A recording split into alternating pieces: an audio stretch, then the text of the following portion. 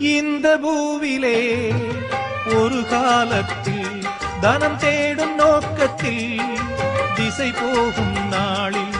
மீகாமராம் Portuguese தேசத்தார் கடல் பயணம் செய்தார்கள்